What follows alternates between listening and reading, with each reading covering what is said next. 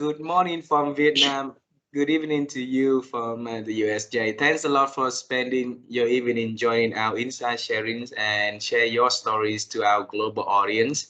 And on behalf of our listeners, we want to say thank you to you. Thank you. Thank you for the honor of having this conversation. You're the first person I've spoken to in Vietnam. I did have somebody comment on one of my articles from Vietnam that I connected with. So this is good. Then from good to great, that's a very beautiful book, right? Now you have a new friend, a new family here in Vietnam. So if you ever plan to travel to this part of the world, you let me know, and I'll make sure that my family will be ready to welcome you when you arrive. Okay? That would be great. I would love to work in Asia. That's what well, I say that's I've been to Europe, all over the US, but I've not been to Asia. I've not been to Africa. Okay, so So put it on your book list. I'm game. In Antarctica too, I would love to see. Absolutely, absolutely. So Jay, in our culture, it's a great honor if we can have you to do a little introduction and tell us who you are and the works that you do. Would you please do that for us? Sure. So my name is Jay Weiser. I grew up in Warwick, Rhode Island. Rhode Island is the smallest state in the United States. You could probably fit, I think the number was 212 Rhode Islands inside of Texas. They have ranches bigger than my state. So I grew up in Rhode Island, and I'm now in Atlanta, which is a really international city, which is very nice. We had the Olympics here, which was amazing. And the work that I do has always been around strategy, organization, and execution. And it's always been working with senior leaders. So that might be a leadership team at an enterprise level, a business unit, or the leadership team of a function, like the head of HR and the HR leadership team. And what I've noticed, especially over the last, I guess it started about 2016, is I was seeing companies having more and more problems. And the biggest cause of these problems was disruption and uncertainty. And no matter the fact that companies have been disrupted, the economy's been disrupted, all this stuff is going on, everybody still gets surprised. Everybody still gets caught off guard, and they shouldn't. When COVID hit, people said, "Oh, this is a black swan. 1 in 100 years, never happens." And I said, think about this for a minute. Over the last 25 years, how many 1 in 100 year events have there been? Now, I'm going to be a little US centric here. But if you think about 9/11, there was a major hurricane. You could talk about the flooding in Pakistan and Bangladesh from the massive storms. You could talk about the nuclear incident in Fukushima. You could look at Ukraine and what's happening in the impact fuel prices. You could look at the barge that got stuck in the Suez Canal and messed up supply chains. Stuff is happening over and over. That's on a world level. It happens even on a local level. What's happening with a competitor, what's happening with a supplier, and people still get surprised. So my focus over the last several years has been, how do you help companies become prepared, ready, and able to act and adapt in the face of disruption and uncertainty? And to do that, I think it starts with, you have to see differently, think differently, and do differently. Now, as I've kind of worked my way through that muddle, it came to mind that leaders are missing some capabilities. So I said, what are they missing? Why are they caught off guard? because they don't see things, because they're not looking, because they're too narrow-minded. They're not looking at what's going on around them, stuff they can control, stuff they can't control. And I said, the core leadership skills are still very important. How you communicate, setting goals, education and training, having purpose, all that's well and good, but something's still missing. And I developed a leadership capability model called the 5 leadership superpowers. And the 5 leadership superpowers really start to get at the crux of why companies are surprised and how they need to adapt so they can thrive in disruption and uncertainty. What underpins the superpowers is both and thinking. So it's like, I can have this and I can have that. If you think about Reese's peanut butter cups, it's peanut butter and chocolate. You think about peanut butter and jelly. Well, that's what we eat in the US. That's my favorite sandwich. You think about Amazon, low prices, quick delivery. It's not, you can have one or the other, you get both. So that was my thought with the superpowers. There are 5. I'll tell you about them very, very quickly. The first one is present futurist. So it's somebody who understands the present much more than they do today. And it's somebody who's looking around corners, who is looking out at the future, monitoring trends. And they meld that information together to help them make better decisions. The second one is experienced learner. Now, we've all heard during COVID that when things get rough, the first thing we do is we go back to what we know. We go back to the way we did it before. And on a global level, during COVID, we realized what we knew wasn't going to work. Yeah. We had to begin to think differently. We had to learn new ways. We had to figure things out. So you don't want to throw the baby out with the bathwater. Some of the experience is relevant, but it's also recognizing some of it isn't. Third is being a prepared risk taker. So it's balancing this idea that we need to be prepared for things that can happen. We need to have a better posture of preparedness. Risk is also part of business. So you have to take risks. You can't just play defense. You can't just play to avoid losing. You have to play to win. Fourth is being a strategic executor or operator. So it's balancing the strategic thinking, the longer term, with excuse me, with operations, which is in the shorter term. And it's making sure that you don't make short-term decisions that are going to hurt you in the future. And we saw a lot of that in COVID, that people reacted and they cut too far. And those companies are struggling to come back because of the damage that was done in the short term.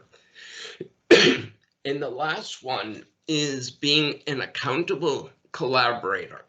So it's the recognition that given the challenges, the complexity that we're facing, and all those interactions, that collaboration across functions, even outside your company, with your suppliers, your partners, your communities, is critical. Nothing gets done unless you're involving other people. One person can't solve these complex problems alone.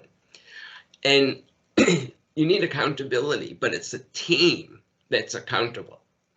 And it's focused on achieving outcomes, not activities, because just being busy doesn't mean you're making progress. So you're focused on the outcomes. So that's the 5: present futurist, experienced learner, prepared risk taker, strategic executor, and accountable collaborator. And to tie it together, all 5 a leadership team should have all five and should strive to build all five. An individual leader needs to understand all five, but might only be good in one or two or three. But as long as you have the other people on the team, they can cover the blind spots. Wow. So you create that framework since 2016 or earlier? So the actual framework, the superpowers, was in March of 2020, actually. Oh, okay. Yeah, it was right. Yeah, so I mean, I started coming up with some of the ideas, but it was, during, I guess, between March 2020, 2021, that all five really came together, and I realized they each support each other. Okay. Each of them is important because it's addressing, this idea of being surprised. Somebody said we didn't see it coming. Well, if you're a present futurist, you would have seen it coming. Companies who, go back to what they did and what they knew and say, oh, I can't wait for things to go back the way they were. Well, that's not happening. And that's where experienced learner came in, because learning became so important. And this idea of preparedness and risk taking, because there was such a focus with businesses, I mean, really around the world, on efficiency and taking out cost. But what they didn't do is think about, what if something goes wrong?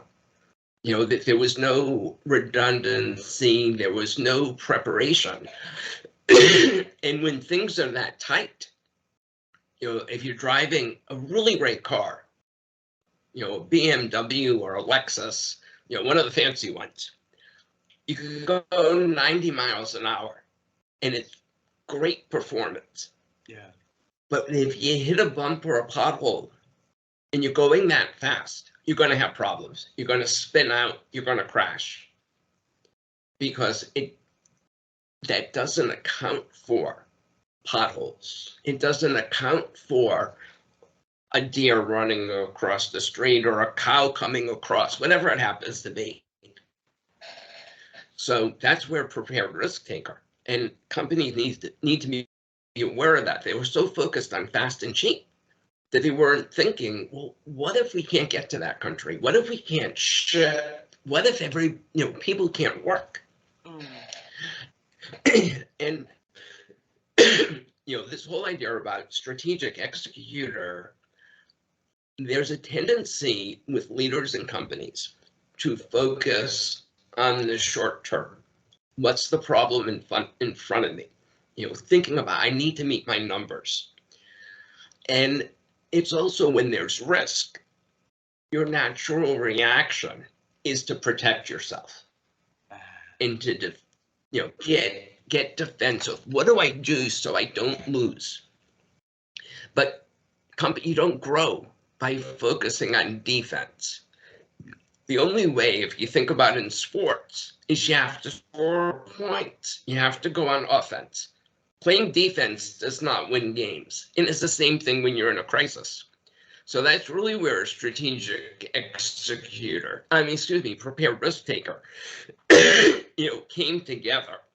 And then, when you're talking about strategic executor, it's balancing the short and the long term.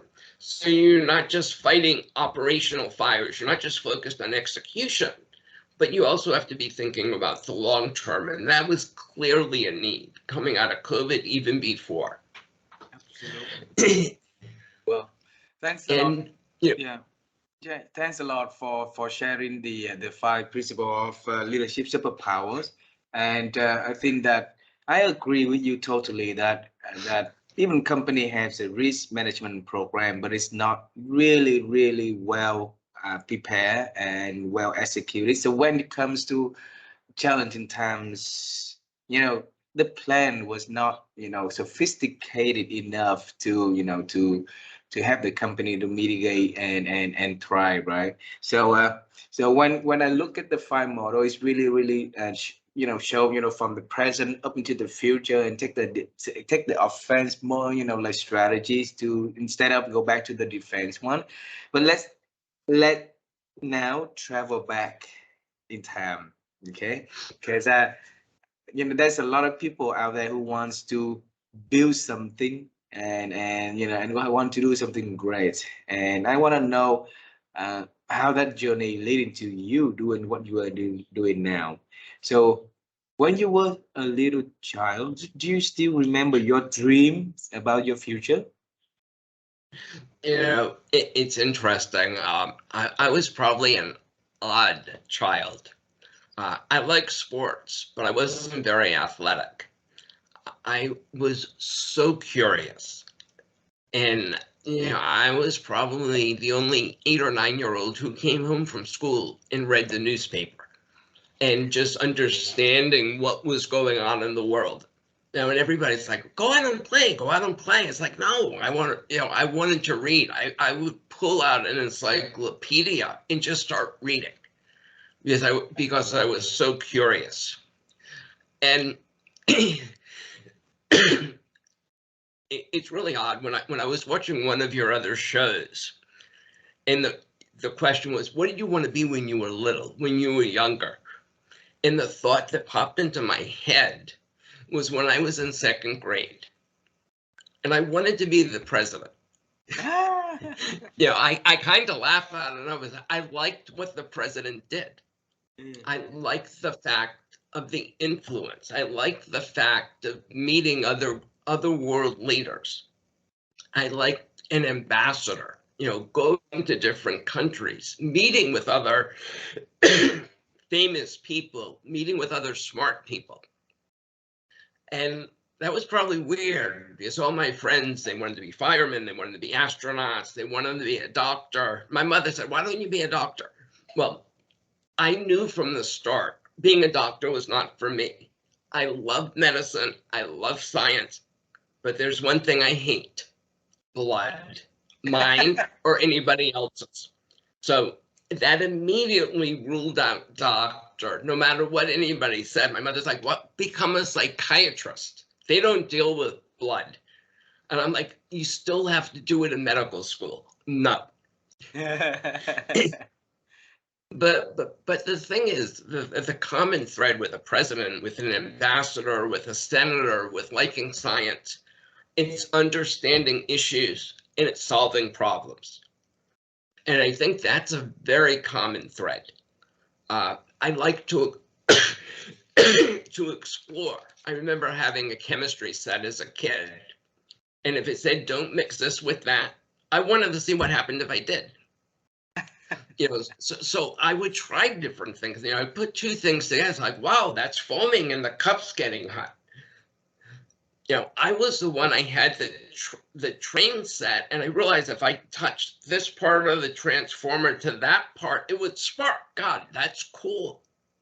Until the transformer started smoking, and my father came downstairs and said, what the heck are you doing? You're going to get yourself killed.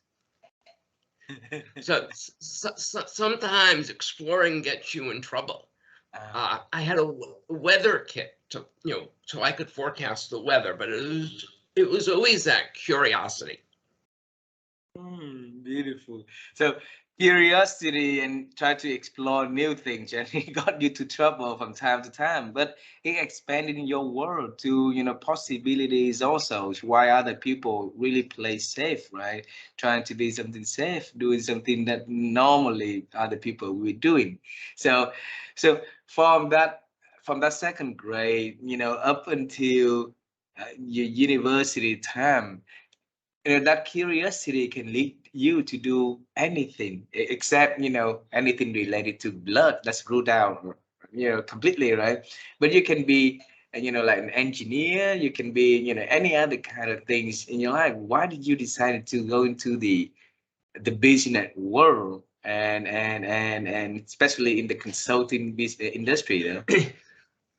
So what's really interesting, when I was applying to college, most of the schools I was applying to were for engineering. I applied at the University of Pennsylvania, and they had a very unique program. It was a dual degree program in business and engineering. So lending management and technology. And I did that for a couple of years. It was a very selective program. But I'm not very good with abstractions. So when they started thinking about 3 and 4 dimensional math and stuff I couldn't see, it became very confusing. And it was weird going from an engineering class where it's very complicated mathematics to going to accounting where it's arithmetic. And I didn't feel comfortable, with something I couldn't see. So I ended up going into finance and accounting. And that's numbers. And, accounting so I could get a job, accountants. But my first job was in banking. And what I learned in banking is I was working, lending money to companies, is you have to understand the business. Anybody can put a spreadsheet together that looks like they're super profitable. You have to get behind the numbers. You have to understand the dynamics of the business. And that, for me, was really eye-opening. And that goes back to, I like exploring. I like investigating. And one of the first companies that I was working on a loan for, there was somebody more senior, and that person wanted to make the loan and thought it would be very good for the bank. As a junior person, I was supposed to do the analysis. Well, when I did the analysis and I talked to different analysts, I looked at different information and found out that their assumptions and what they were planning to do was going to run into trouble because it was actually a nursing home business. And because of how different patients pay in the US, in different states have different rules. They were going into the states that pay the least. And not only that, but because the government pays for a lot of those people, it's at a much lower rate. Bottom line is that through that investigation, I realized there was something wrong. Now, who am I as a junior person to go to a senior person and say, oh, wait a minute, you're way off. You're not seeing this. Yeah. And I've always been candid. And growing up, my mother always said, tell the truth, tell the truth, tell the truth. You can't go wrong if you tell the truth. So I blurted out, this is what I found. This is what's happening. These are the risks. I don't think we should do this. And she says to me, you don't understand. This is a client. They need our help. This is a good business. They have a good management team. So I got overruled. A couple of years later, what happened? The company goes bankrupt.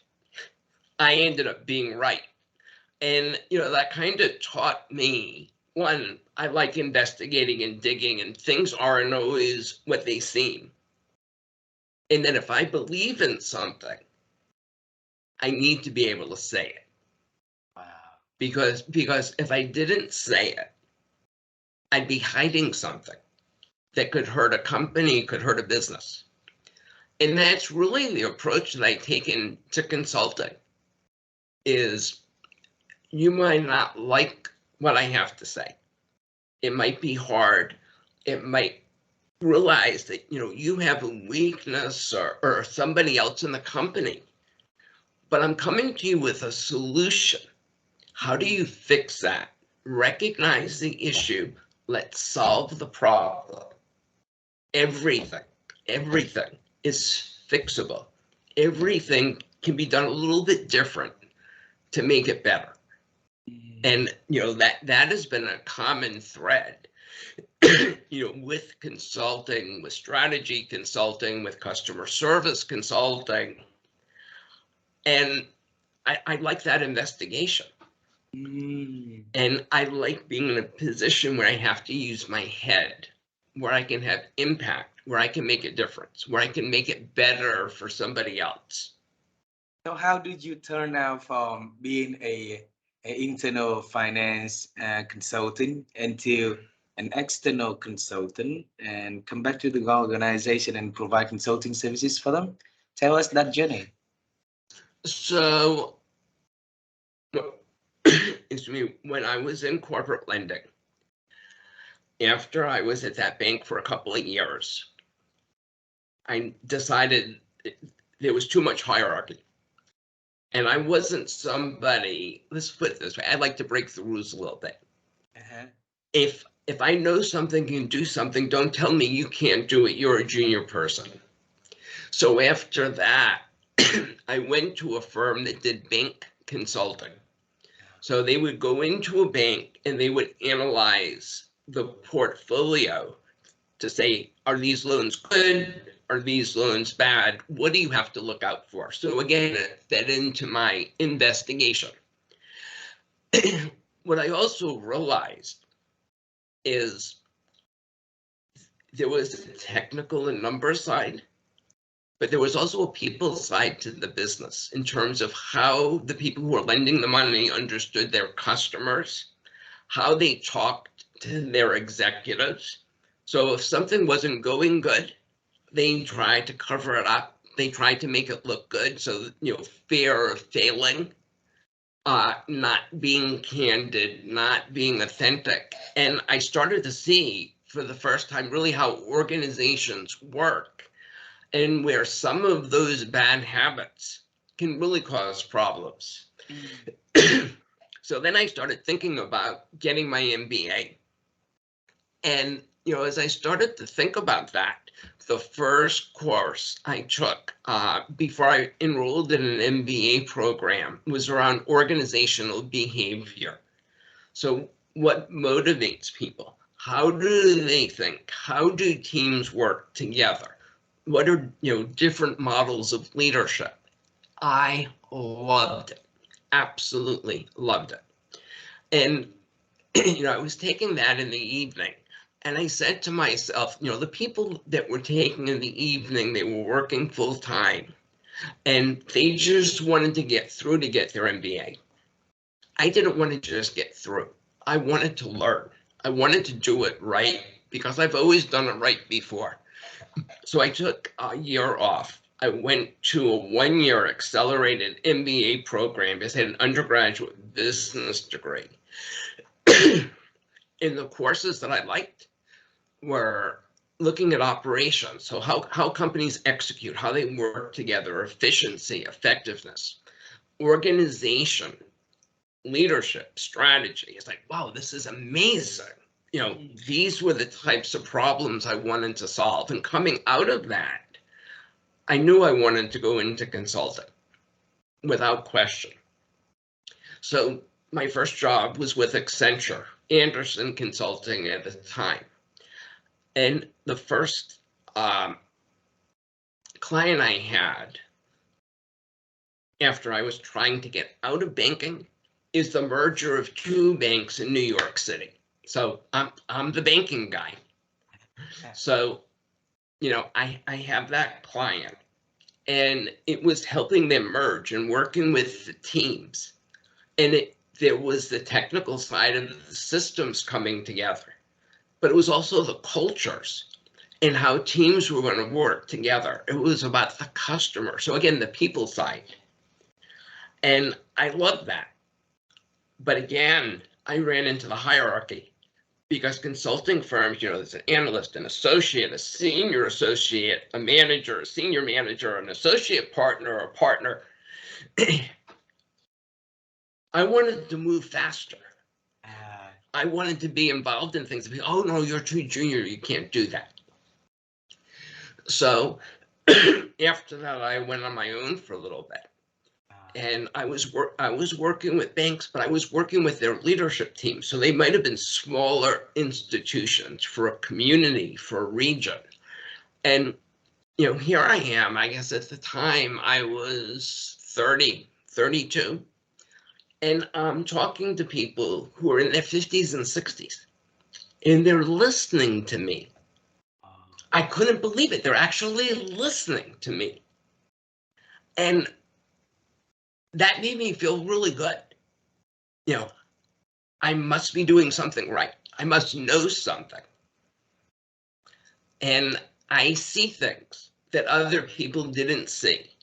So part of the consulting was helping to open their eyes to some of the issues and to think through them. And that was another light bulb moment. Ah, And you yeah, know, go ahead, go ahead. no, and I was going to say that that's what really led into a lot of the corporate leadership consulting. You know, working with leadership teams. You know, where there's a difference. I didn't just want to be more efficient. I wanted to change. I wanted there to be impact. And you say that you are about 30 years old, and then the people in the leadership team is about the 50 to 60 years old, and they listen to you, and that really wow, right?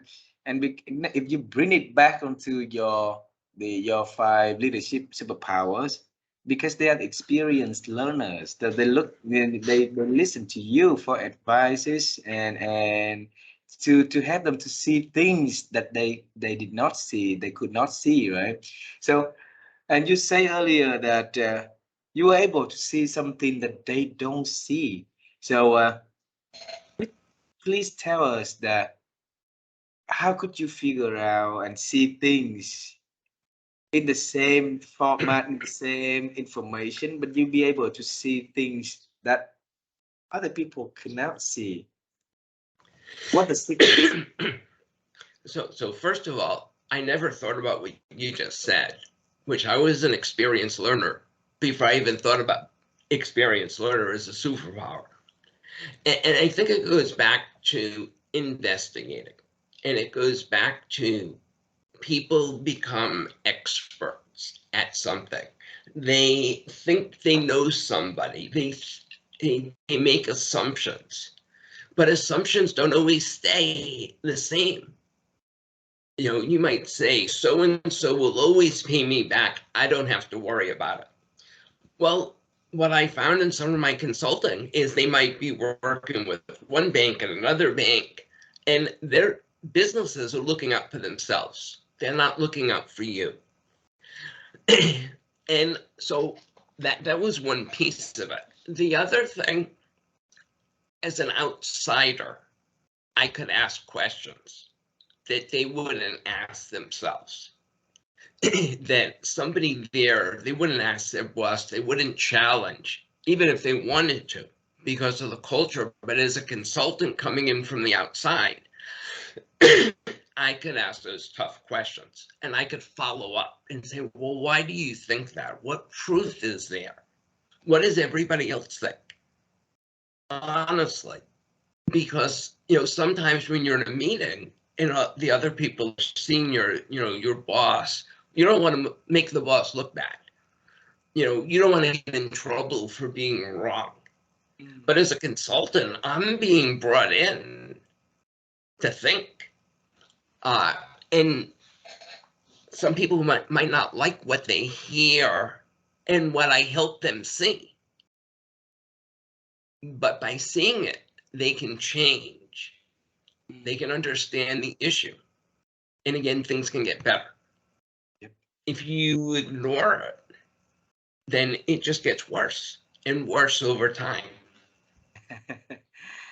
Jay, it makes me to remember earlier conversation when you shared that when you were little, right? You got home and the first thing you do was getting a newspaper and reading to see what's out there in the world, right? And and that goes to the first principle, the present futurist, right? Because you look for information out there so that you can, you start to map in the future to see what's going on. And now go to the works that we are doing with organizations around, around the world, right? We are facing with crisis, unprepared, and then we head into, to the world of business with uncertainty, and then we are not well executed, we're not well planned for that.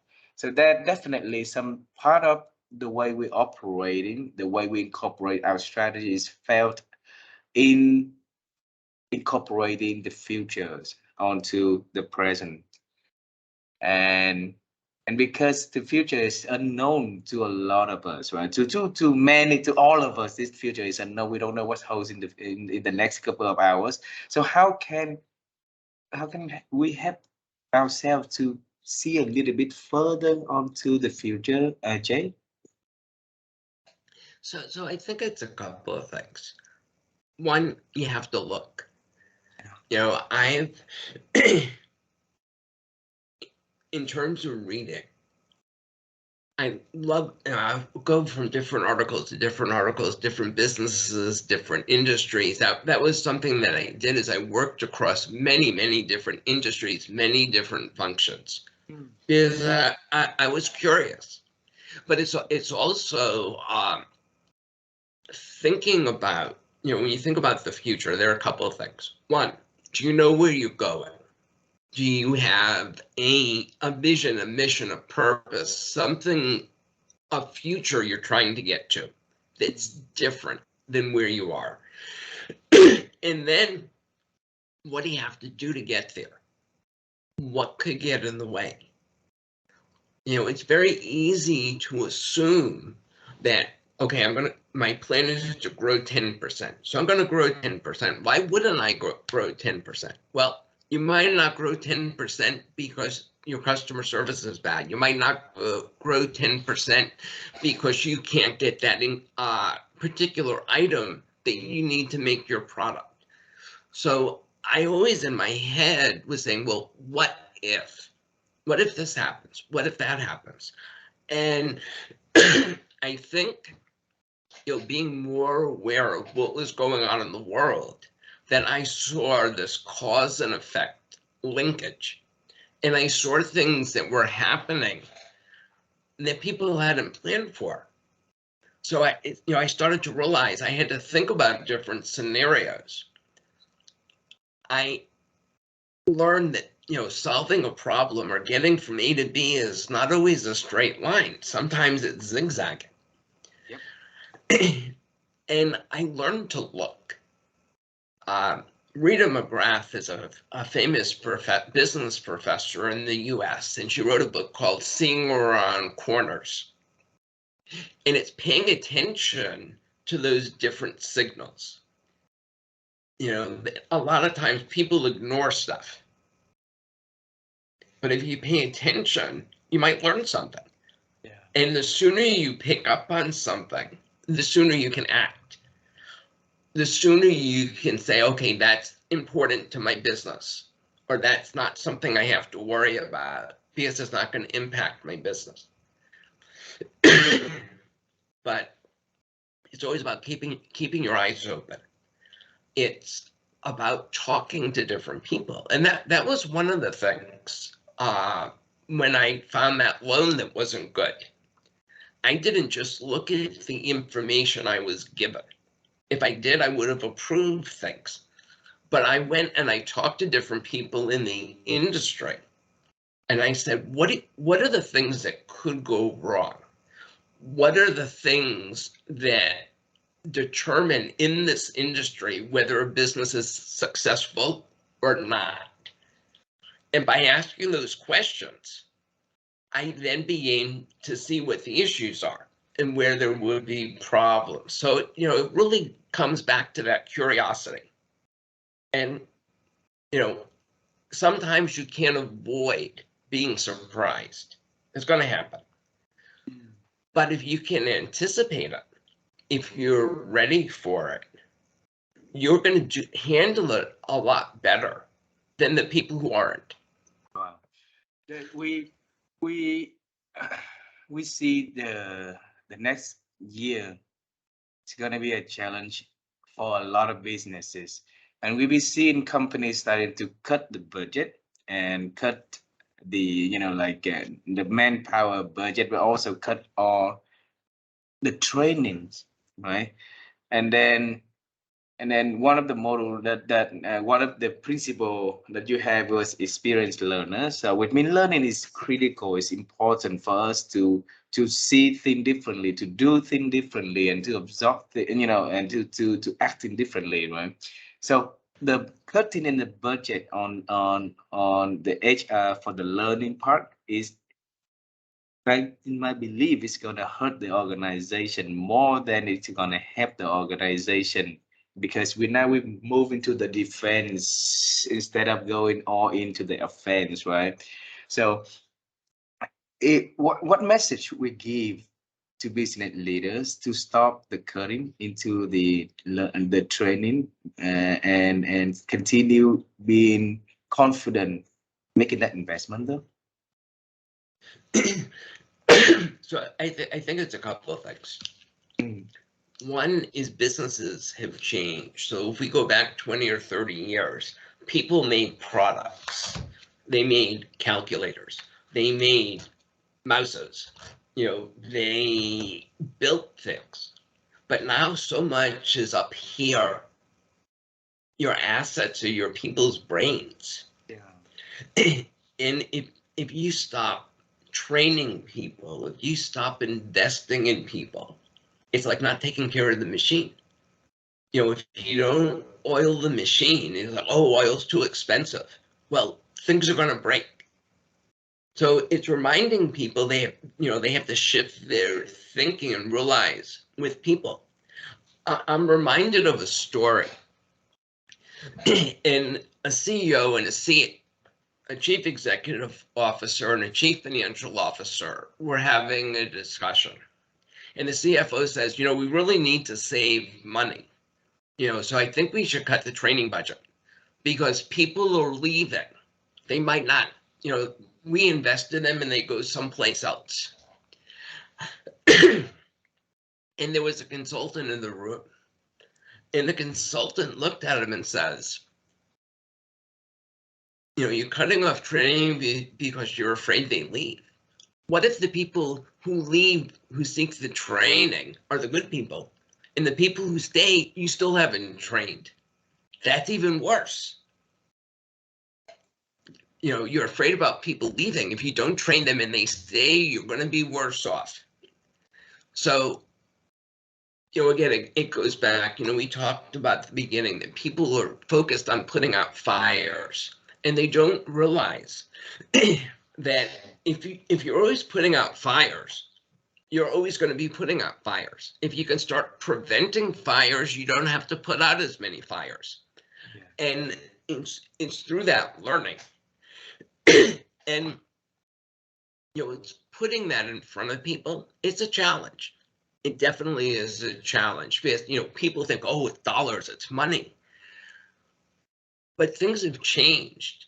And that investment in training, that investment in people, so they want to stay. The other part of this, companies, they cut people indiscriminately.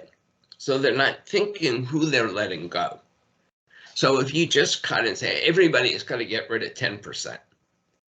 Well, some departments you might want to invest more in. Some departments might not be relevant anymore. You should invest less. Mm. If you just cut across the board, is that really smart? There's a difference. You think about my body. You can cut off and shave off, a couple of pounds if you cut off my hand. You could do the same thing by taking part of my head. There's a difference between the two, I hope. Yep. Well, yeah. Ajay, thanks a lot for sharing. Okay, I have two last questions for this conversation. Sure. And during this talk, you mentioned the word thinking a lot. My wife and I, we have been on the quest to seek for the secrets of how people think, how expert like you think, so that we can share with our audience. And if anyone listen to that conversation, they can find something for them to learn and apply. That definitely will help them to improve their ability to think. And that is the starting of the beautiful change. So, Jay, How have you been helping you to expand your own ability to think over the years? So, excuse me. Um, I think it goes back to that curiosity. Mm. There are a lot of people who were most curious when we were young. Children ask lots of questions. Children are curious. But as you get older, asking questions isn't something that's encouraged. It's like you're supposed to know the answer. You get graded in school for having answers, not questions. You get rewarded in companies for having answers, not questions. But that means so much isn't being asked. And I think for me, I'm just as curious now as I was when I was little.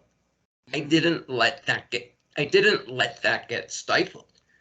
And even today, I'll show you something.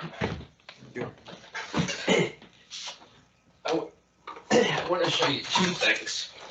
I was watching on TV recently, and they were talking about toys that were famous. And one of the toys was Silly Putty. I don't know if you've ever heard of Silly Putty. No. But Silly Putty is like a clay.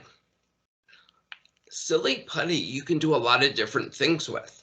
When I was a child, I took that Silly Putty and you can press it on the newspaper, on a comic, and the comic would be on the Silly Putty. I can make the Silly Putty into a ball and it bounces off the wall.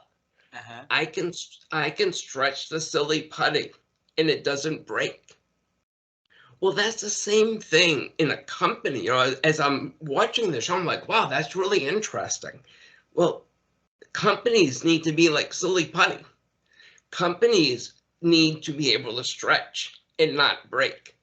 They need to be able to reconfigure themselves into something different. They need, when you throw them against the wall, when they run into a disruption, that they bounce back, not break. There's a difference if I throw silly putty against the wall than if I throw a piece of a glass or ceramic. I throw it against the wall, it's not going to bounce back, it's going to break. Yeah. So companies need to have this.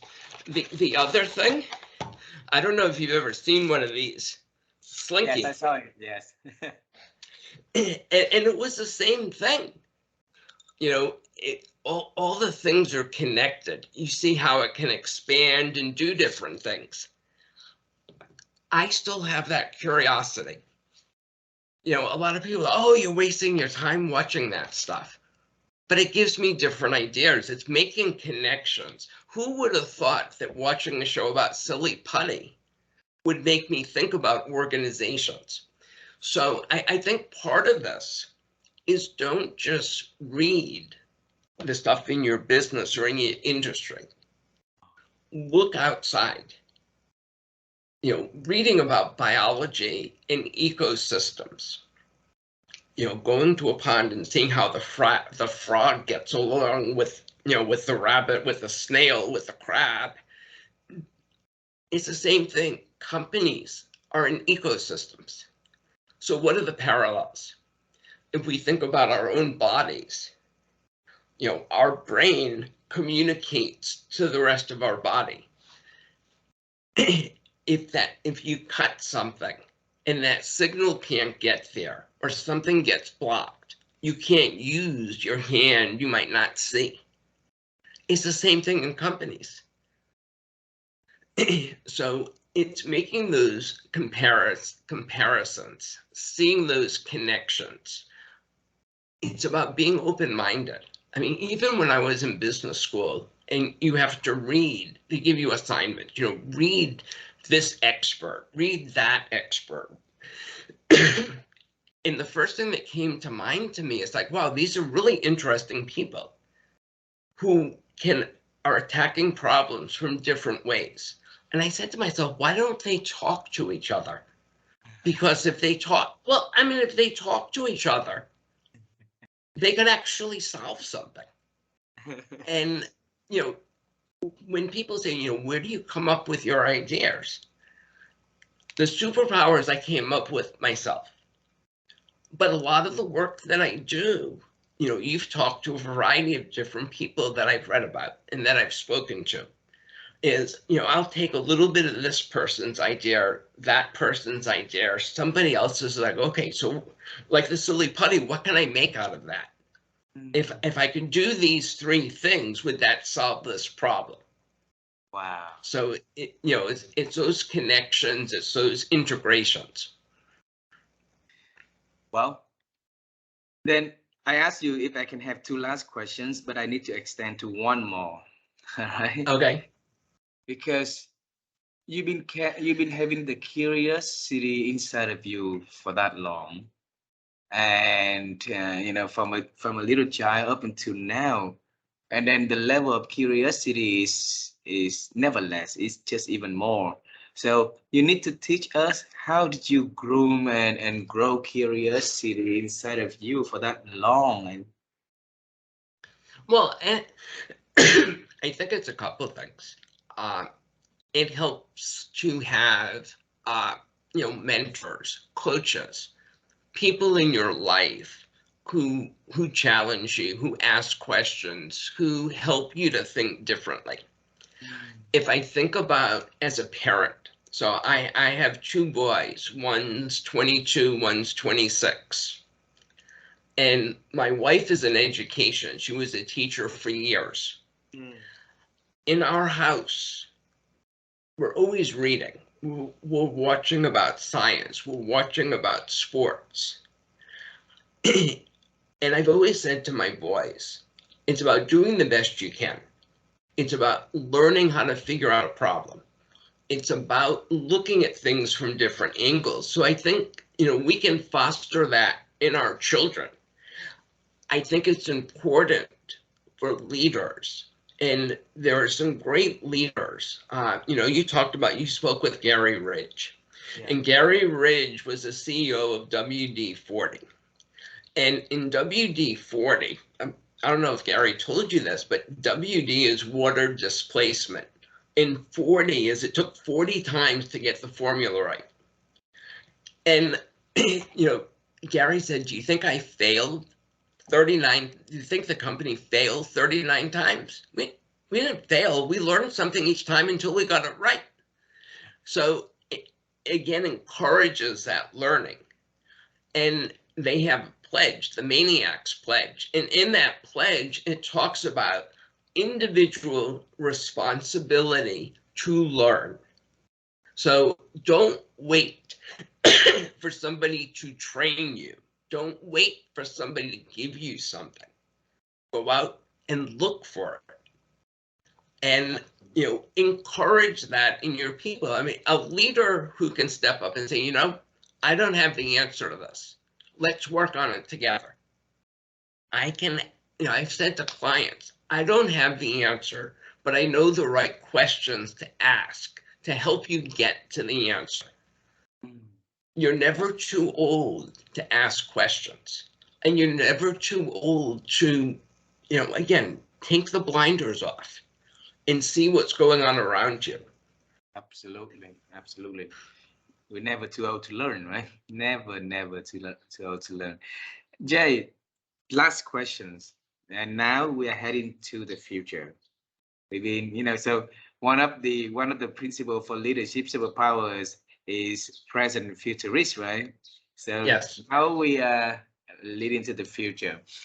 Is there anything that you are working on that is exciting you want to share with me and the audience so we can celebrate with you in advance? Sure.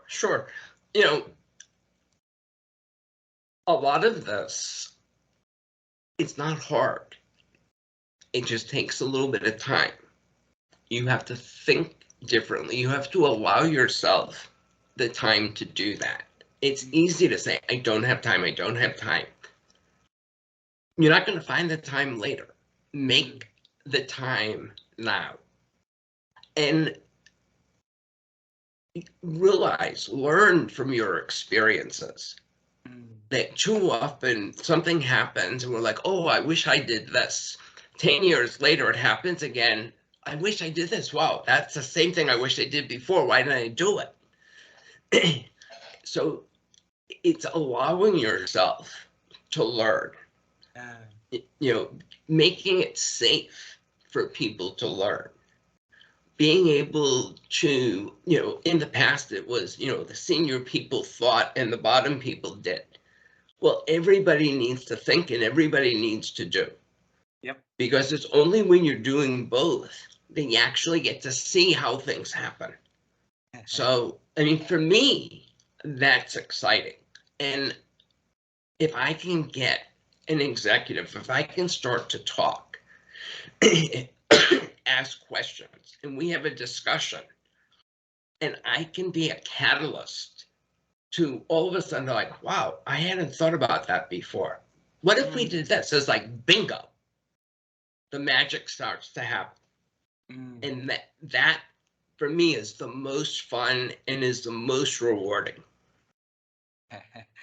Yeah, my question for you was, anything you are doing in the future that is exciting and you want to share with us now so that we can celebrate with you in advance?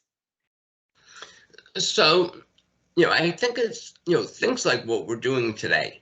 You found me through a connection, and making connections has been the most exciting thing for me because I've connected with people all over the world, and it goes back to being that ambassador.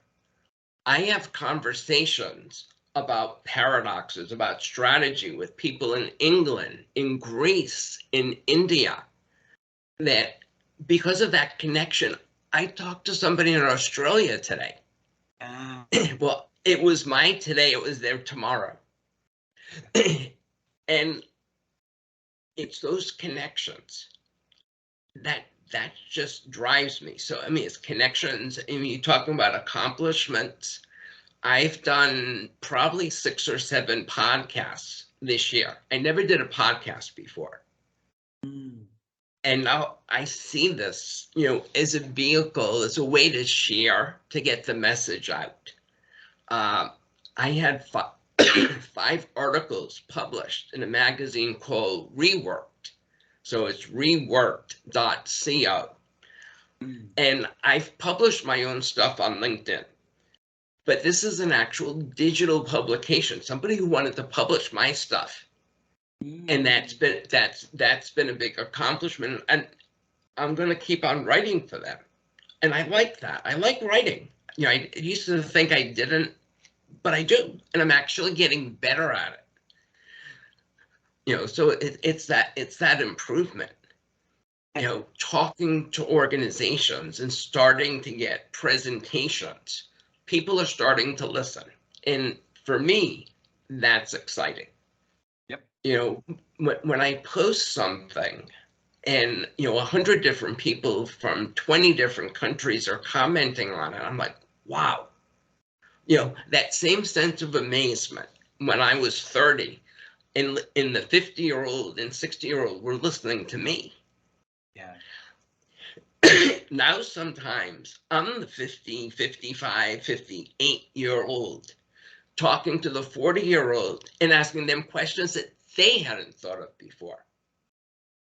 So I'm actually getting younger in my thinking. And Jay, thanks a lot for being younger and being able to help people to expand their ability to think and try to open their world up by asking questions to help them seeing things that they're yet seeing. And I'm excited to see that you're starting to get into a podcast a lot more. You start writing a lot more. You start involving to a lot of, like international cross-boundary conversations, because the world is now so small, so connected, right? And it's like us being able to see each other from across the ocean. So I think that everything is very possible now, and I hope one day you will write a book about the leadership superpowers so that you can share it to the world. and make it happen for me, my friend. All right? No, I want to do that. And I'd like to meet you in person someday. Absolutely. People say Zoom or meetings are not personal, but it's like we're sitting across from the table. I feel I know you, you feel you know me. That connection can be just as strong if you take the time to make it so. And you do. So I thank you for this opportunity. I've learned a lot because of the questions you asked have made me think about things I haven't thought about in a long time. And it's helped me make some connections. It's like, oh, that's how I did that. So I thank you.